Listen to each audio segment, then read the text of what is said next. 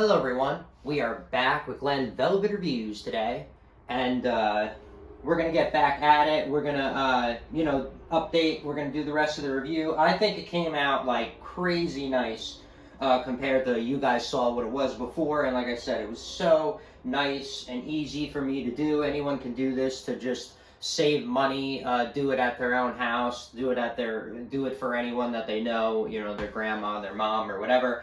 I'm saying is that anyone can really do it if I can do it. That's all I'm saying. That's pretty simple. It's not really that bad. And this tool is very easy to work with. I used to give this one to my girlfriend all the time when we were working on stuff, no matter where we were. She would use this with a good pair of gloves. Ones with padding or rubber. I would get more with padding. And she's a little girl and was able to use this with no problem on 1, 2, or 3. 6 was a little high for her, was high, but 1, 2, or 3, little person, 120-pound little girl was able to, wield this and whip it around. All right, the Sawzall, the reciprocating saw, I get it. You're not going to really want to be, dealing with this. This is kind of crazy and a pain in the ass. To me, at least, it seems like, but, whatever. We're going to do a review on both. Obviously, I know the other one was better, and it's so much better for small tile. Like I said, this would be perfect for outdoor. I wouldn't use that for outdoor, the oscillating tool. I would use this for outdoor. You would rip right through it, or, like I said, large format tile. All right, but we're going to go at it again. I wish I could take this off. That would be so much easier. What's cool about the Ryobi that I noticed, and probably a lot of the new reciprocating saws on the market, not like the old ones that you saw I have that are from like 1980, 1990, but the tools come on it. This comes off. This was adjustable, the shoe. If you take the shoe off of here, now you don't have to worry about marring on your tile, because I'm just saying, if you don't have an oscillating tool, this is all you have, and you're gonna, you don't want to buy a whole new tool. You just want to get one of these for $5. If you could take off your shoe, you usually can on the older models. You just got to use a screwdriver or like a nut driver. You just got to use a little bit, something else. But you can take them off and move them. You take it off. This way you get no marring on your tile. Did you notice when I was doing, I got a little marring on the tub and on the tile. And with that, it comes off, but it takes a while. You have to scrub it. It comes off after time, and I don't want to deal with that. All right, let's do this.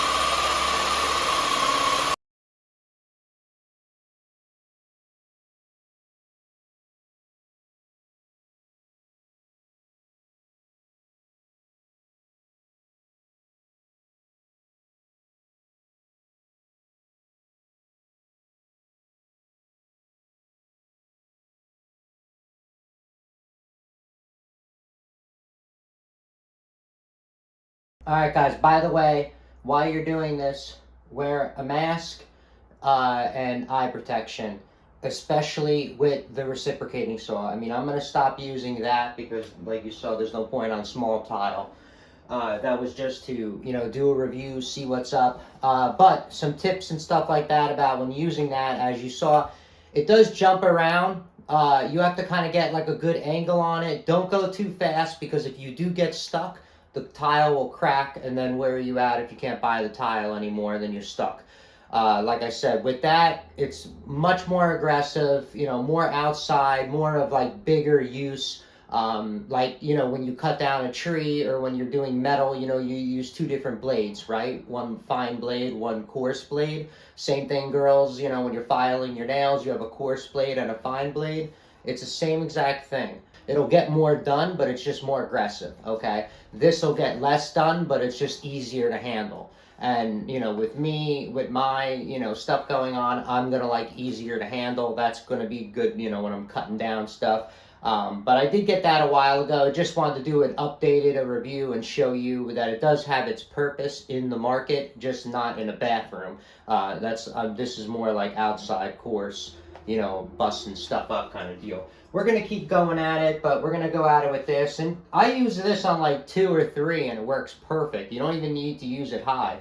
The thing is, if you use anything high and then you mess up, you're going to mess up big time. You know what I mean? If you go slow and you mess up, you'll mess up you know, a smaller amount, and then you could just fix it. If you're doing this or whatever, it's good to also use a vacuum. Like me, I do not have a mask. I do not have eyewear. At least if you're using this, this will suck in everything very quickly. It's just, you know, an extra kind of layer. Nothing's going to replace, though, you know, having eyewear protection.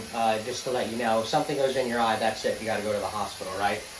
So nothing is going to do that. But this, like I said, it's good to have a vacuum. This is dusty, especially if you're doing it in a you know, in someone's environment that is, you know, has a clean house or whatever, or, you know, you're not doing it somewhere where it's a commercial or industrial environment.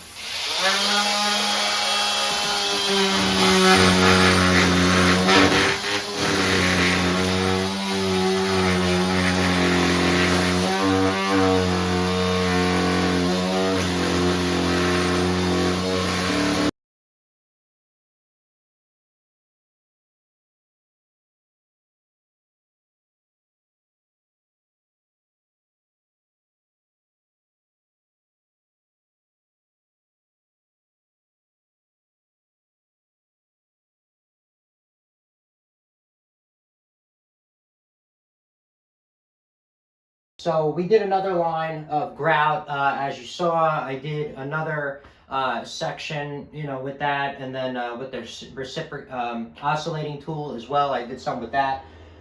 Still, obviously, you saw the oscillating tool. I just like better. I can control for my size. That's the only, like I said, that's pretty cool because I got through that. I noticed that it does work a lot quicker. Maybe, you know, if you have both, you can probably speed it up by using the reciprocating saw first, going through and just getting off the chunks and stuff like that really quickly, because that seems to get, you know, at least like 1/8 of an inch. That seems to get that going. I wouldn't use that to like fine tune it and stuff. Like, see how whoever grouted this, I don't know if whoever did your bathroom did a perfect job, or I don't know what's going on. But if you had people work on it over the years, you're gonna have mess ups and all this other stuff. As you can see, these grout, someone grouted over the grout line and more like almost onto the tile. So this is a little bit more of a pain in the butt compared to doing it like the wall in the back of you. Well, you know, normal, if you go to anybody, this is a little bit more difficult than if someone did it, you know, the proper way the first time around and there was a skinny grout line that was only 1/8 of an inch. This is obviously a more pain in the butt situation, and it might be that like that for you, so you might be feeling how I am with this. I don't know, like, because you wouldn't be grouting, I guess, a new bathroom anyway. But as you see, like, that'll get it through or whatever, then you can use that, and I'll cut up the rest of it, take it out. The vacuum helps a lot, sucks it all out so there's no dust anywhere. That's really a good idea to do that. Just make sure if you're using a shop vac, it has a filter in it. This is very fine dust, so if you don't have a good filter inside your vacuum and you're sucking it, you're going to blow it into your family's house and they're going to be breathing that in. That's no buenos. You know, I mean, if you have a window close by, you could probably point the vacuum outside the window, the shop vac, and then put the hose in here and then shoot it out, and then this way your family's not breathing in that you know, horrible dust, chemical, whatever the hell they make all this stuff with anyway. All right.